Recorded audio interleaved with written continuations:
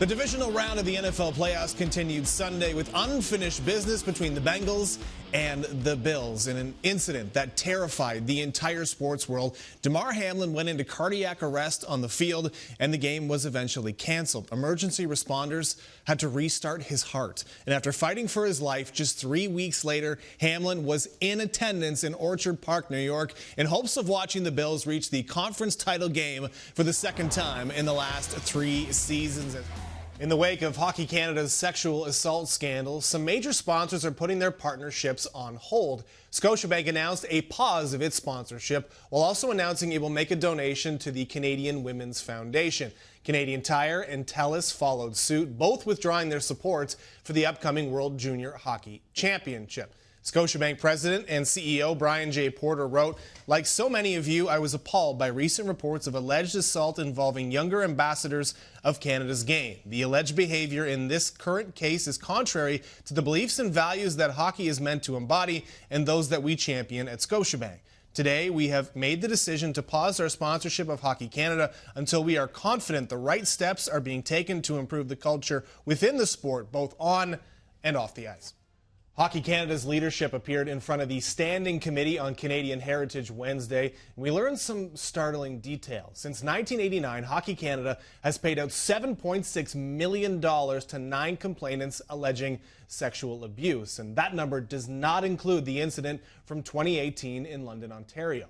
Hockey Canada's executives, specifically CEO Scott Smith, were pressed on a number of issues, including whether Scott is fit to lead this organization going forward. Those reasons we need to continue our study and continue our work. For more, we're joined by Ian McIntyre in Ottawa. Ian, another round of hearings are in the books, this time with Hockey Canada's leadership, including CEO Scott Smith. Now, calls for his resignation are getting louder and louder by the day. What is the latest on that situation?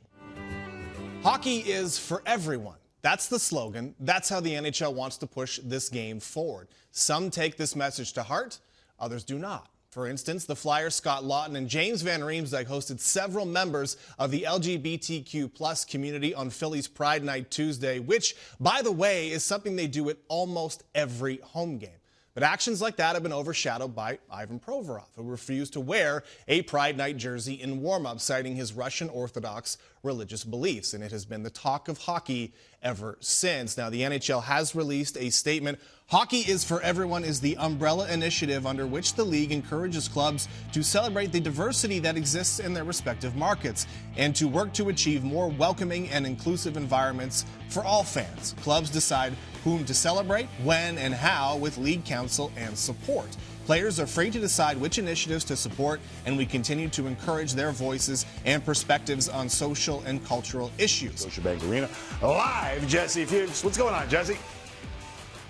Oh, lots, Timmy. Lots to be excited about if you're going to be at Scotiabank Arena tonight, of course. The Leafs are going to be wearing those awesome St. Patrick's Day uniforms. I'm sure there's a green beer or two you can find in this rink if that's what you're into. I'm more of a Guinness man, but no judgment. Whatever you want to consume is up to you. And, of course, now the other big story is Luke Schenn making his second Leafs home debut. He welcomed his third child into the world last week, and he's going to play his first home game in a Leafs uniform.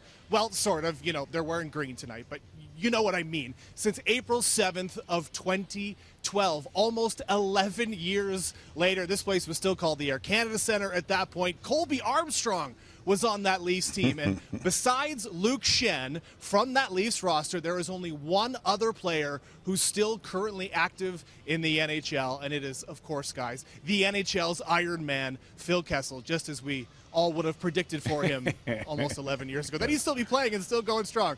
Good for Phil Kessel. Now, to make room for Luke Schenn, Justin Hall will be a healthy scratch tonight as the Leafs will again go with 11 forwards and 7 defensemen. Sheldon Keefe hinted they would go back to a more traditional 12 and 6 for the second half of their back-to-back tomorrow night in Ottawa. As for in goal, Ilya Samsonov is the expected starter, which makes sense given how well he's played at home this season. But it also means, guys, that means Matt Murray is going to play on the road tomorrow in our nation's capital, his return to take on the Senators, where he has a chance to perhaps deliver the final knockout blow to the Sens playoff hopes. So the Leafs just like firing out great storylines as we head into the weekend, and green beer, right?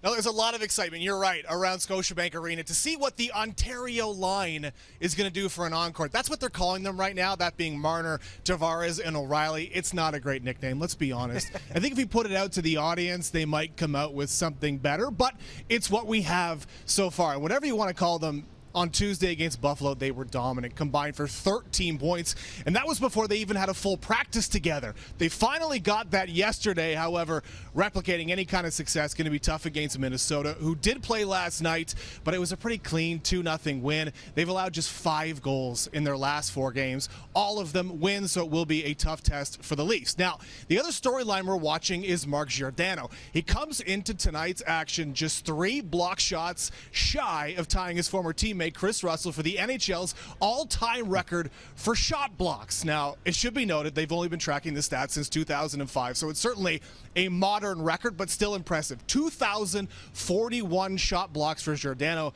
coming into this game, and Morgan Riley was asked this morning, what happens if Giordano breaks the record tonight?